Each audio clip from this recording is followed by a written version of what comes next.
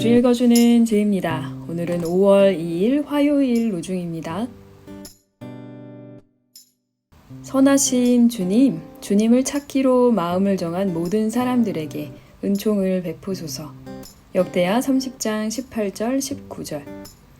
예수께서 말씀하십니다. 나는 의인을 부르러 온 것이 아니라 죄인을 부르러 왔다. 마가복음 2장 17절. 주님 앞에 엎드리는 하루 되세요. 샬롬 하울람. 죄라는 말이 뭘까요? 우리는 흔히 교회 안에서 하나님의 뜻을 거스르는 것, 이런 정도로 죄를 이해하고 있어요. 물론 아주 원론적으로 보면 그 말이 맞을 수 있습니다. 그러니까 하나님의 뜻을 벗어나는 모든 인간의 행위, 생각, 의도, 이런 것들이 다 죄겠죠. 그런데 그렇게만 보면요, 이 세상에 죄가 아닌 게 있을까 싶어요. 모든 게 다 죄죠.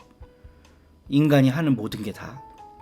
그래서 바울은 로마서에서 죄라는 것을 좀 더 구체적으로 규정했습니다. 바울은 악과 죄를 구분해요. 악은 아까 우리가 처음 말했던 그런 개념과 비슷합니다. 하나님에게 적대하려고 하는, 반대하려고 하는 그런 어떤 근본적인 행위나 의도, 생각, 이런 것들. 근데 죄라고 하는 것은 단순히 하나님의 뜻을 저버렸다라고 바울이 말하지 않고요. 율법이 있기 전에는 죄가 없었다라고 규정함으로써 율법과 죄를 연결시키고 있어요. 그럼 율법이라는 건 뭐냐? 이것도 근원적으로 가면 하나님과 사람과의 관계, 이런 아주 심도 깊은 이야기를 할 수 있겠지만, 쉽게 얘기하면요, 이 세상을 살 때 이건 죄다, 이건 죄가 아니다 라고 판단하는 기준이 율법입니다. 결국 이거는 사람이 만들고 수정하고 변화시켜 나가는 거겠죠. 모세가 시내산에서 받은 율법과 1세기 팔레스타인에서 율법학자들에 의해 시행되던 그 율법이 똑같았을까요? 완전히 다릅니다. 그 뜻에 있어서는 비슷한 면이 많지만, 물론 공통 분모가 많지만 다른 면이 상당히 있어요. 시대가 변하면 그 시대에 맞는 규율이 필요하기 때문에 그렇습니다. 아주 단순하게 역사 비교를 해보면요, 모세는 청동기 시대였을 거고 1세기 팔레스타인은 철기 시대예요. 그러니까 청동기 문화와 철기 문화 시대가 완전히 다를 거 아니겠습니까? 그러면 그 시대를 살아가기 위해 필요한 윤리와 도덕이 수정될 수밖에 없겠죠. 모세의 시대와 1세기 팔레스타인도 크게 다를 텐데, 오늘날 우리들의 시대는 말할 것도 없겠죠.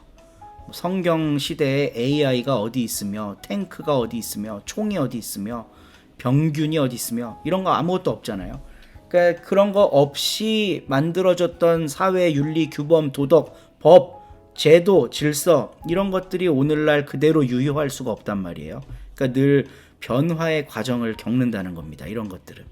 그러니까 1세기 당시에 율법이라고 하는 것, 그러니까 바울이 율법이라고 말하는 것은 그 당시를 규정하는, 이게 죄다, 이거 죄가 아니다 라고 판가름하는 어떤 기준이라는 거예요. 이게 있어야만 죄가 드러난다는 겁니다.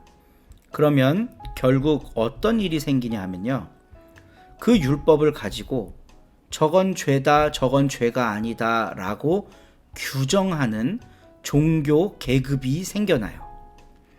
그리고 그 종교 계급에 의해 내가 율법을 봤더니 너는 죄인이다 라고 낙인 찍힌 사람들, 그 사람들이 죄인이 되는 겁니다. 오늘 우리가 함께 읽은 가르침의 본문에서 예수님이 나는 죄인을 부르러 왔다 이러잖아요. 그럼 이걸 우리는 보통 어떻게 해석하냐 하면, 그렇지, 내가 죄인이지, 내가 죄인입니다 주님, 저를 불러주셔서 감사합니다, 이런 감상으로 가거든요.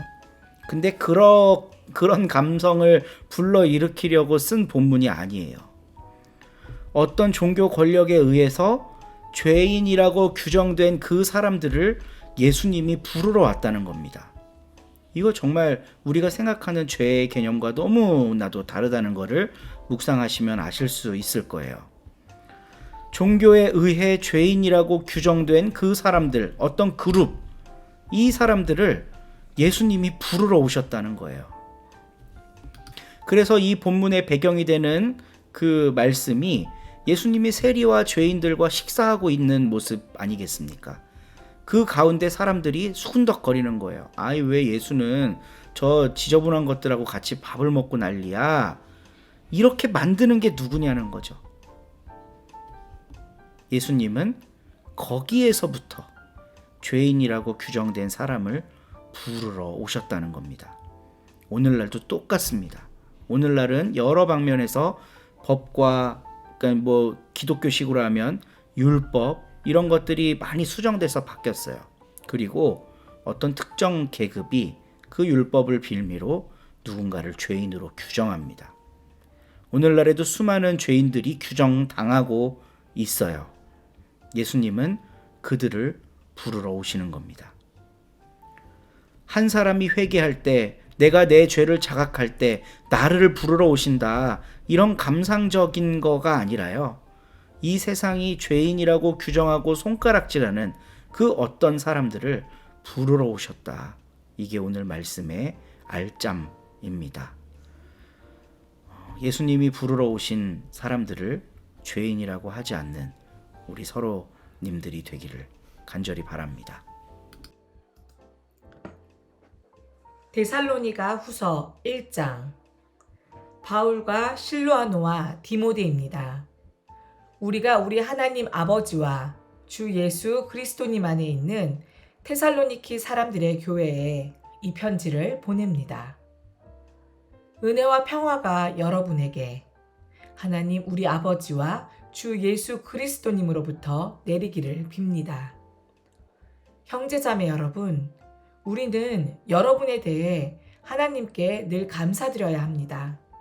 그렇게 하는 것이 마땅합니다. 여러분의 믿음이 엄청나게 자라가고 서로를 향한 여러분 한 사람 한 사람 모두의 사랑이 더 풍성해지고 있기 때문입니다.